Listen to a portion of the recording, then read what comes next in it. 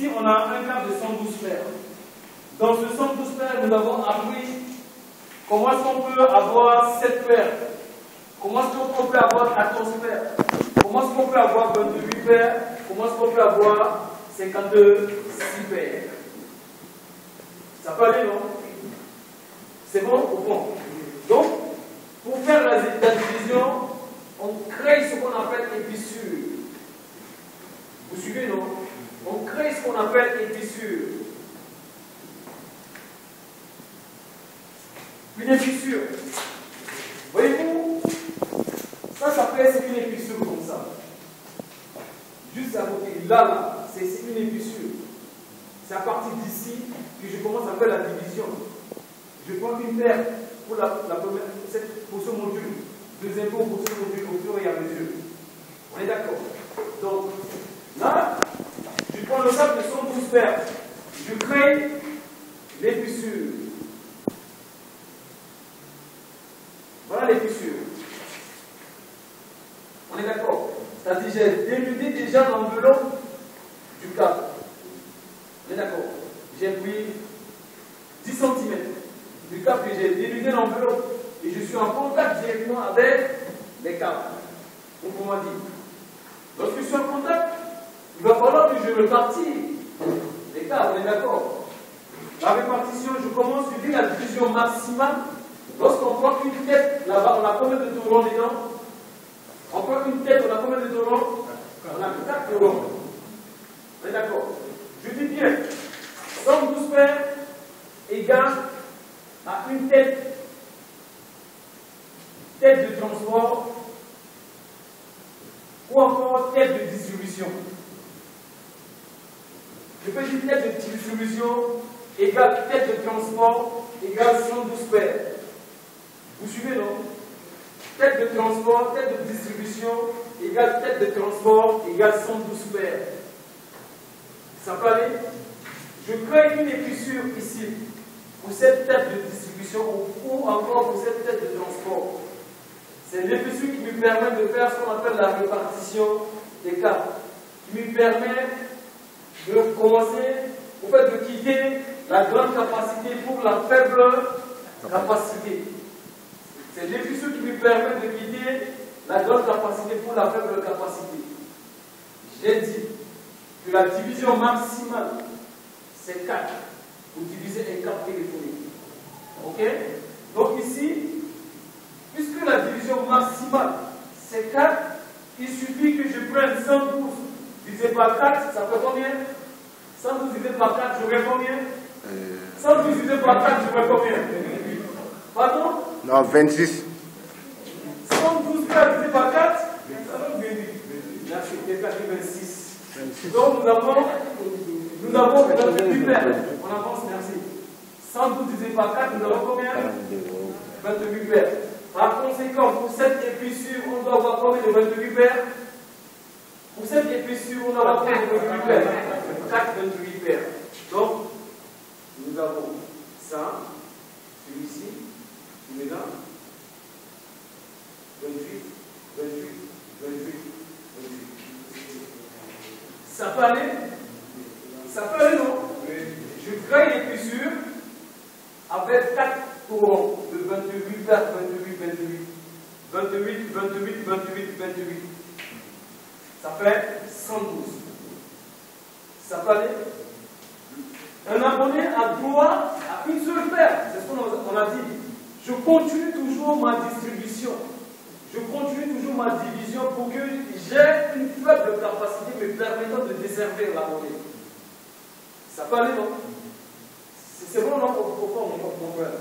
Ok, donc, si je peux avoir 28, dans 28, je peux avoir combien d'amorces? Non, dans 4 amorces. Donc, lorsque je prononce ça, dans ce 28, je crée encore de nouveau une nouvelle épaissure.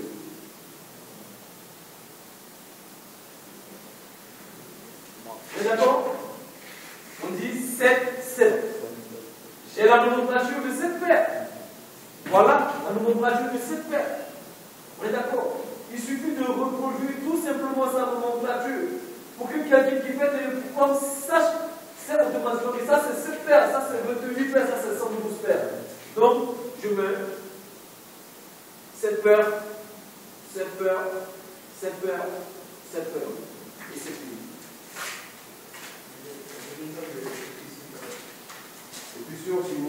dire, pont de fusion, jonction, si vous voulez. Ça peut aller? Ok. Comme. Qui peut m'aider? Oui, allez-y. Oui, je m'en vais. Et si je veux le prendre. Qui peut m'aider à m'expliquer? Je vais aider la polarisation. Oui, allons d'abord.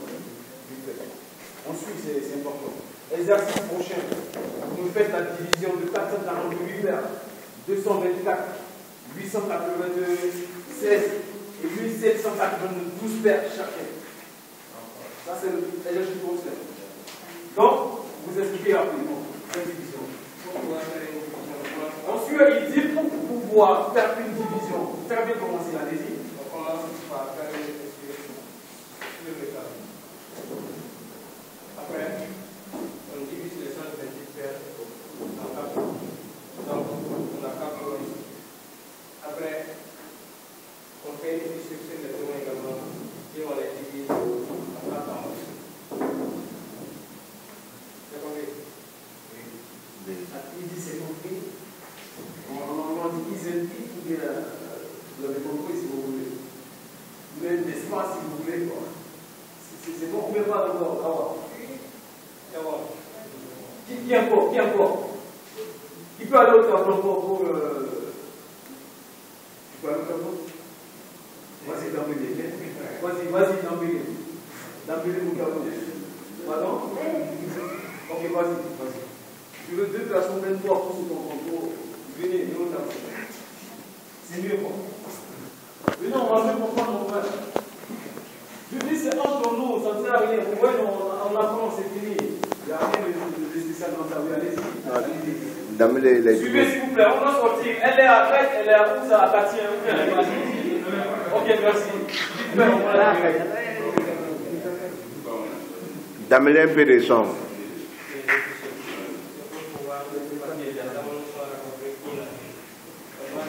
Si vous ne parlez pas, pour qu'on puisse entendre ici, ce n'est pas entre vous là. Les abonnés sont raccordés par paire.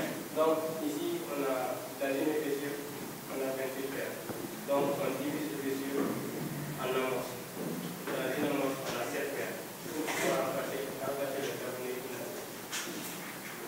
Si je prends ce cas, d'accord? Si je prends ce cas,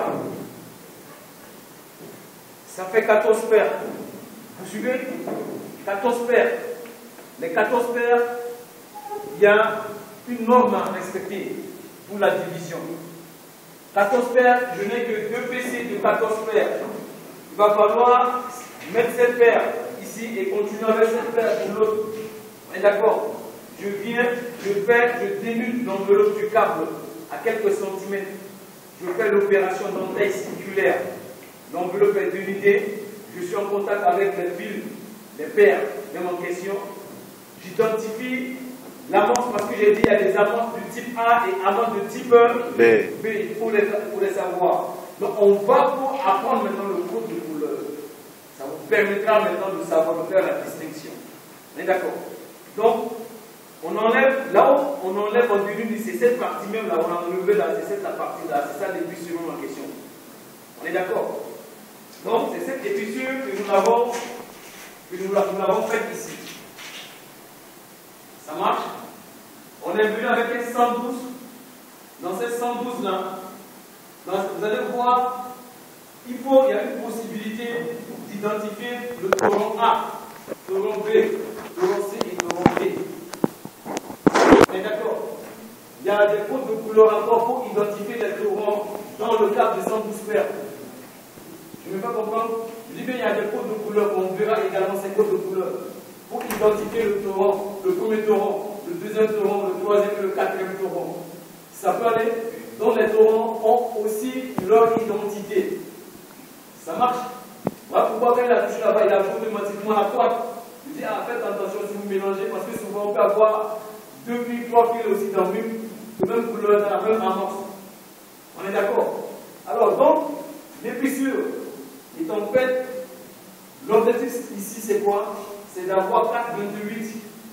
On est d'accord? Notre objectif, on peut avoir 4,28. Sinon, on peut avoir 2,56 aussi. Vous suivez, non? Parce que vu la possibilité ou bien la densité des abonnés, l'emplacement des abonnés dans la zone, nous avons opté pour 4 torrents. Les fissures étant faites, on a eu maintenant les 4 torrents. Nous avons des PC de 7 paires, 7 paires, 7 paires. On est d'accord? Pour ce faire, il faut on doit faire encore une nouvelle épaissure à partir de ce 28 là. Vous voyez, c'est cette épaissure là qui est faite ici. Et on doit sortir maintenant cette fois-ci avec des câbles de 7 paires, 7 paires, 7 paires, 7 paires. De l'autre côté, on est dans la chambre, on est venu avec un 112. Et la distribution directe que vous voyez pour alimenter les abonnés proches du central, nous sommes sortis avec un 14. Sachant que c'était un 224. On est d'accord, mais on a identifié 14 qu'on a fait ressortir. Et ces 14-là, on a créé la continuité avec les connecteurs que je vous ai montrés. On a fait le raccordement, tout en respectant les codes de couleur. Et on vient avec un câble de 14 paires. Faire le raccordement, continue avec les 14 paires. Lorsqu'on aurait besoin encore de 7, on est d'accord. On prend 7, on continue, on prend le raccordement, on vient avec un câble de 7 paires. On continue, vice-versa. Je ne sais pas si c'est bon. C'est bon, non? Ok, donc exercice prochain. Vous êtes fatigué?